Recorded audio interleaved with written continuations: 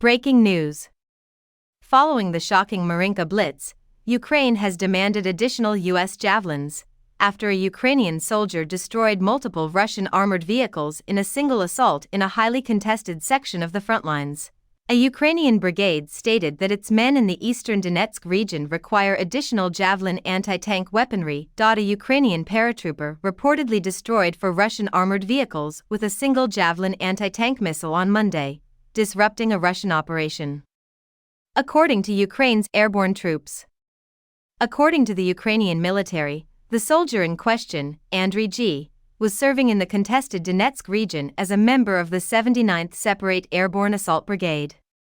The brave soldier increased his personal tally of enemy equipment destroyed to 22 units, the airborne troops enhanced in their statement, according to Yaroslav Cheperny, a spokesman for the 79th Separate Airborne Assault Brigade, who talked with Newsweek. The Russian armored vehicles were destroyed near the destroyed Donetsk settlement of Marinka. Russia claimed to have conquered the village at the end of last year. According to him, Andriy G. managed to wipe out 5 BMP infantry fighting vehicles from Moscow as well as 3 tanks in a single attack in February 2023. He saved a very difficult situation, Yaroslav chimed in. According to him, Andriy G. is now a national hero of Ukraine after receiving the Gold Star Order from President Volodymyr Zelensky. Javelins, manufactured in the United States, are powerful anti-tank weapons that the brigade has mastered the art of using very effectively, according to Yaroslav.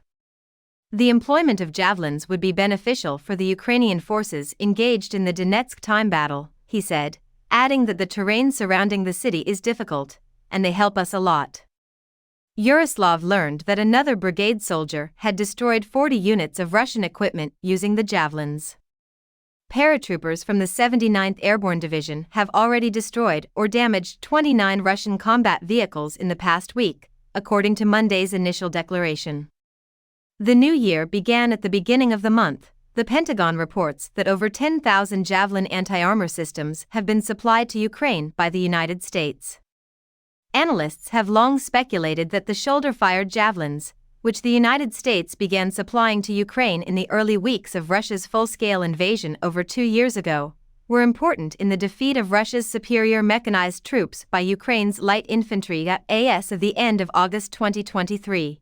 American defense contractor Raytheon and U.S. defense major Lockheed Martin announced that they would be increasing the annual Javelin manufacturing pace from 2,100 to slightly under 4,000 by 2026. After first denying it, Russia announced at the end of December that its forces had complete control of Marinka. General Valery Zaluzhnyi, the highest soldier in Kyiv, later verified that the Ukrainian army had withdrew to the town's northern side after fighting broke out between Ukrainian and Russian forces. With Moscow's support, the town of Marinka was largely destroyed and abandoned. Locating to the west of Donetsk City, the regional seat, the town lies among a cluster of communities along the present front line in the region. Ukrainian forces' control over the Novomykhailivka settlement will significantly deteriorate due to Russian gains in Marinka, according to military analyst and ex-Ukrainian Army Colonel Serhiy Hrabsky, who spoke to Newsweek just before the new year. Russia is believed to have advanced near the settlement of Novomykhailivka in recent weeks. It is located just south of Marinka.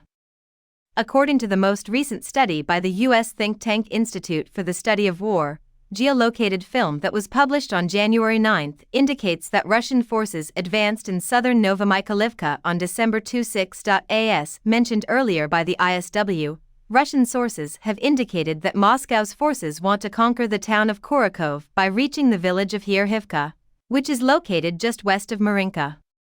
Before Russia attempted to advance towards the Donetsk border with the Dnipropetrovsk region, Hrabsky told Newsweek on December 27 that this was a probable tactic. However, following heavy losses to armored vehicles, Western experts doubted Russia's ability to successfully execute mechanized movements.